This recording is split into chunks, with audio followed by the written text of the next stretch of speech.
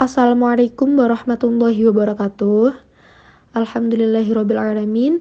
Pada kesempatan kali ini, kami dari kelompok 12 yang beranggotakan Laili Rohmajati, Dianisa Salsabila, dan Safira Ilmina akan membahas dan mempresentasikan suatu topik yang berjudul format dan cara penyusunan laporan, pengawasan, dan hasil audit.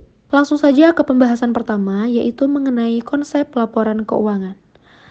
Apa sih laporan keuangan itu? Laporan keuangan merupakan ringkasan dari suatu proses pencatatan.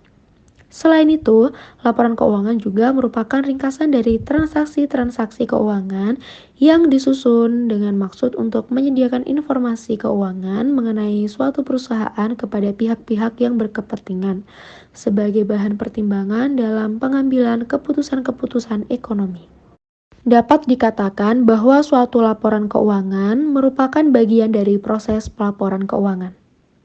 Selanjutnya, terdapat berbagai komponen di dalam suatu laporan keuangan di mana laporan keuangan tersebut dapat dikatakan lengkap apabila komponen-komponen tersebut dapat terpenuhi. Dan komponen-komponen itu meliputi yang pertama, laporan posisi keuangan neraca, kedua, laporan aktivitas, ketiga, laporan arus kas, keempat, laporan perubahan ekuitas, dan terakhir, catatan atas laporan keuangan. Salah satu karakteristik dari laporan keuangan adalah laporan keuangan disusun secara periodik. Periode akuntansi yang biasanya digunakan adalah tahunan, yang dimulai dari tanggal 1 Januari dan berakhir pada tanggal 31 Desember. Akan tetapi, laporan keuangan tidak hanya disusun secara tahunan. Manajemen juga dapat menyusun laporan keuangan untuk periode yang lebih pendek, seperti triwulan, bulanan, atau kuartal. Nah, laporan keuangan yang dibuat untuk periode yang lebih pendek tadi, seperti bulanan, triwulan, dan kuartal tadi, biasanya disebut dengan nama laporan interim.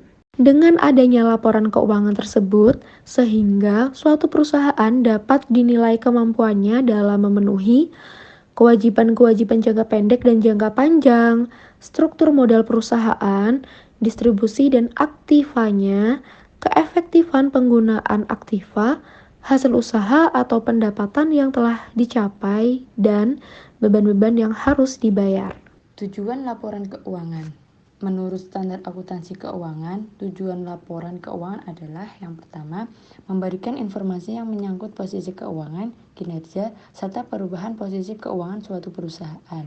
Kedua, laporan keuangan menunjukkan apa yang telah dilakukan manajemen dan pertanggungjawaban sumber daya yang dipercayakan kepadanya. Ketiga, memenuhi kebutuhan bersama sebagian besar pemakai. Jenis laporan keuangan. Yang pertama, neraca. Kedua, laporan komitmen dan kontingensi. Ketiga, laporan laba rugi. Keempat, laporan arus kas. Kelima, catatan atas laporan keuangan. Keenam, laporan keuangan dan konsolidasi. Audit laporan keuangan. Audit keuangan atau audit laporan keuangan merupakan penilaian atau evaluasi atas suatu entitas atau organisasi, perusahaan, atau lembaga, sehingga menghasilkan pendapat atau opini yang independen dari pihak ketiga tentang laporan keuangan yang akurat, lengkap, relevan, wajar, dan pastinya sesuai dengan prinsip akuntansi dan aturan yang berlaku.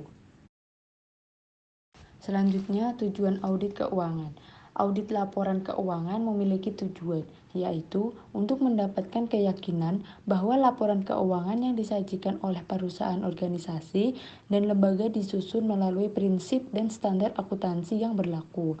Laporan keuangan juga harus menyajikan kondisi keuangan perusahaan sebenarnya pada tanggal pelaporan dan kinerja manajemen pada periode tersebut.